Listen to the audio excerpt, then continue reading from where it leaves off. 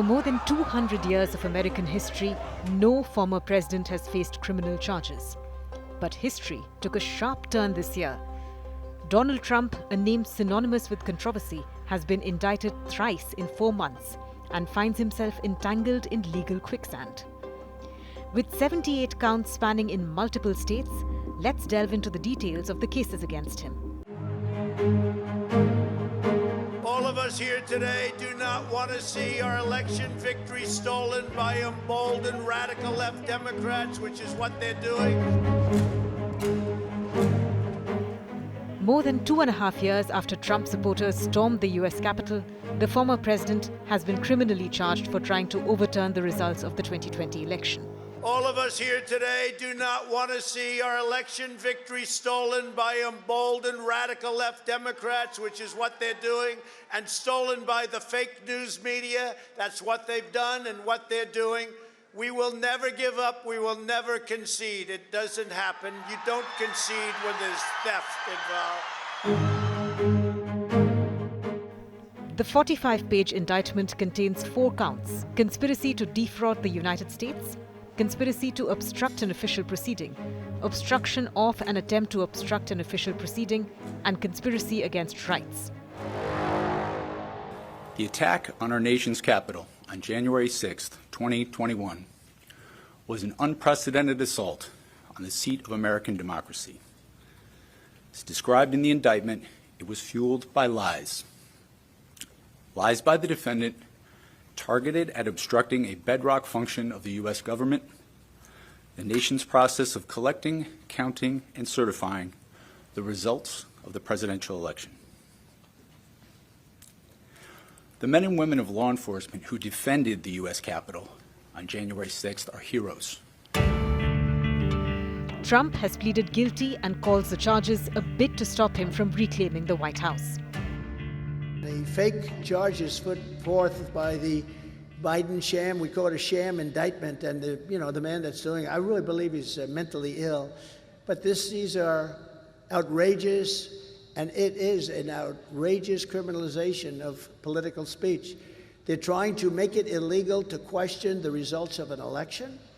By the way, you have to see the pundits, even pundits that hate me with a passion, very liberal, very far left, they're saying you can't do that. You're not going to have anything left. But only a party that cheats at elections would make it illegal to question those elections. That's the only ones that would really make it difficult. If you can't challenge a rigged election, think of it. We're not looking to do it. We want, they don't go after the people that rigged the election. They go after the people that want to find out what the hell happened. It's a disgrace. They should be going after the people that rigged it. Trump is facing 40 criminal charges for allegedly mishandling classified documents.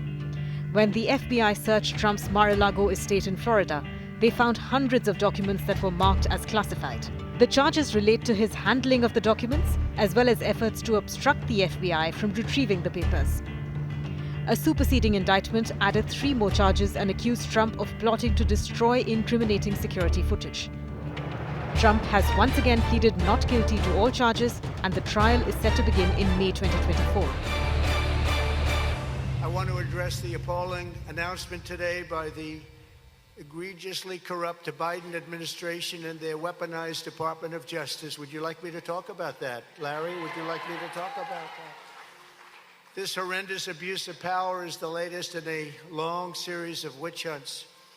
It started a long time ago.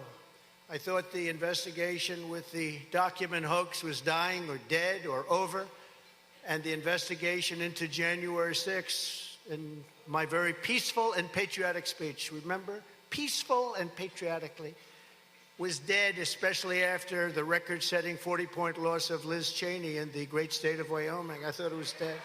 I thought that put the final nail in the coffin, only to find out that the corrupt and highly political Justice Department just appointed a super radical left special counsel, better referred to as a special prosecutor, to start the process all over again. The first charges brought against Trump emerged in March, when a grand jury convened by Manhattan's district attorney indicted him for the very first time. Trump pleaded not guilty to 34 felony counts, accusing him of falsifying business records concerning a payment to porn star Stormy Daniels. Trump's former lawyer Michael Cohen made a payment of $130,000 to Daniels to buy her silence before the 2016 election about a sexual encounter she said she had with Trump. While such a payment is not illegal, spending money to help a presidential campaign but not disclosing it violates federal campaign finance law. Trump is due to stand trial in the case in March 2024. The Georgia election interference investigation focuses on attempts by Trump to allegedly overturn the 2020 presidential election results in Georgia. Despite multiple recounts affirming Joe Biden's win, Trump and his supporters alleged voter fraud.